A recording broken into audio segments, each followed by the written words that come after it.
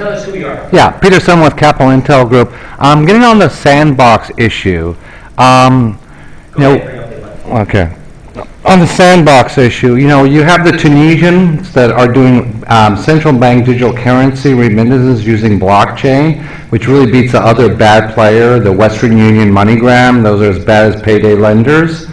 And then you have Africa, they've been doing mobile phone. Shouldn't we have our companies do this in Africa and the developing world before coming here? Because you see these mistakes of fintech with Brian Moynihan and Jamie Dimon are spending almost billions on stuff that doesn't work. We're still talking about it. Should it be Africa first where there's no, underbanking is really a luxury. Blockchain remittances are being done.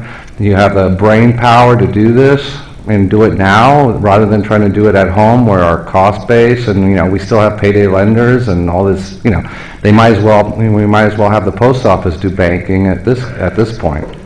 So I guess I would say, look, be very careful on that, right?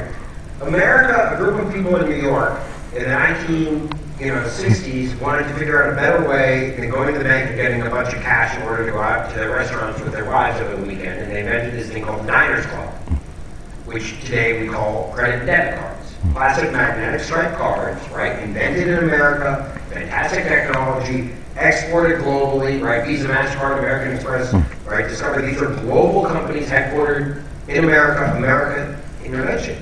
Take your approach, right? China figured out with Alipay and WeChat Pay, right? Chinese Amazon and Chinese Facebook. Because in China, the merchants refuse to take the cards and the relative fees associated with it. And they digitized their money completely out of the banking system, right? And so that led to a whole different set of China. China's developing the CBDC, in my opinion, not because they're trying to take over the world view of the dollar, but because the Chinese government got very nervous that Jack Ma had taken over with Alipay Financial. And they weren't surveilling. Well, yeah, and control is a much bigger issue there. But America as a financial services sector is one of our great exports. It's one of our great economic strengths. And we should be at the forefront of innovation, not at the back of it, because we're so afraid of what could possibly go wrong. Other questions? Kind of back to Todd. Hi, I'm Eli Asdorian. I'm a research assistant. I don't know that there's a more regulated industry out there. So how do we give me basically go to the end of the process you're instigating, what does the regulatory framework look like so that we can have our cake and eat it too? We can have the necessary, consumer protections, but have the open space to allow supply side entrepreneurial solutions to the working force, to the underbanked, to the unbanked, because there are obviously unbanked as well. Yeah. What does it look like at the end of the day? How do we create this regulatory framework?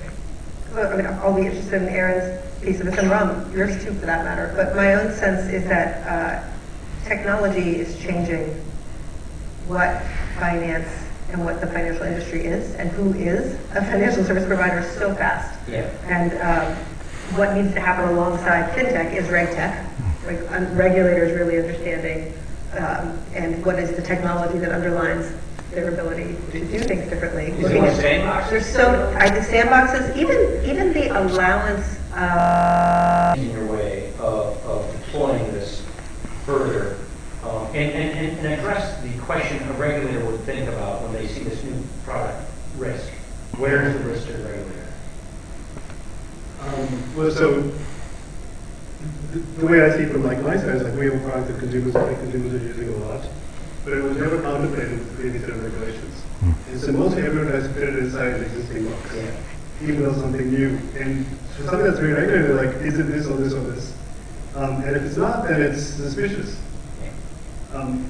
And because of that, there's so many consumer needs that are not being met. I used to have 3 or 4 product ideas.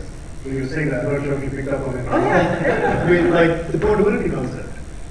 If you could take your account routing number and move it to any bank, and you didn't have to worry about switching banks because your direct deposit will switch, your bill pay will switch, just think how competitive the banks would be. And we have that with phones. You can point. You can keep your phone number your whole life. That. The new vice chair for bank regulation, the Federal Reserve, Michael Barr, in a paper with Joe Valenti, I recommend that you guys read it, talked about exactly bank portability of accounts, right, when he was at the University of Michigan, he's in government now, so he's done. But imagine how non-competitive you'd be if the cost of switching your cell phone were losing your number. right? Totally different type of market competition unlocked by government requirement that they set up the switching thing. Otherwise, there would have been a dun-dun-day, we're not going to poach each other's stuff, and you know, that's a perfect example. So we're on your side, but, okay. Finish your point. So I think like, for me as someone trying to like develop solutions, it's that it's tough to do something if it's not in the existing box. It's like no freedom to try things. Even if there's a very clear consumer benefit, it still needs to fit inside a box.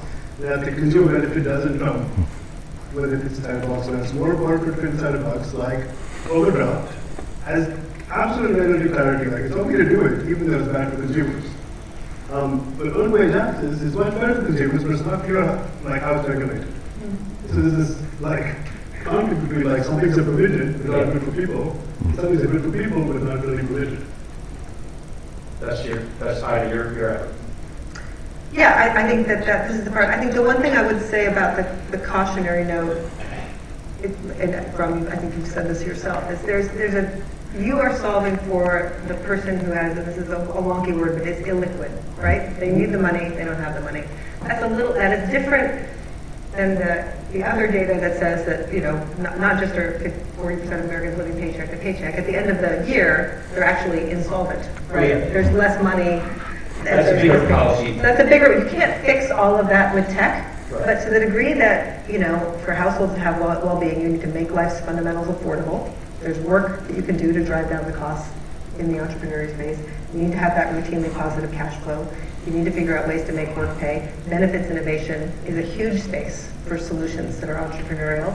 And at the end of the day, we need to help families do more than manage scarcity. We can't stop there. The whole point here is that people have durable wealth to decide for themselves how to live their lives and pass on opportunity for But their addressing kids. liquidity, It's a start. You can't talk about the future of wealth unless you grapple with the fact that an increasing number of Americans live in net debt. And not in net debt that is about, I have a mortgage, it's net because of unpaid bills or fines and fees and things.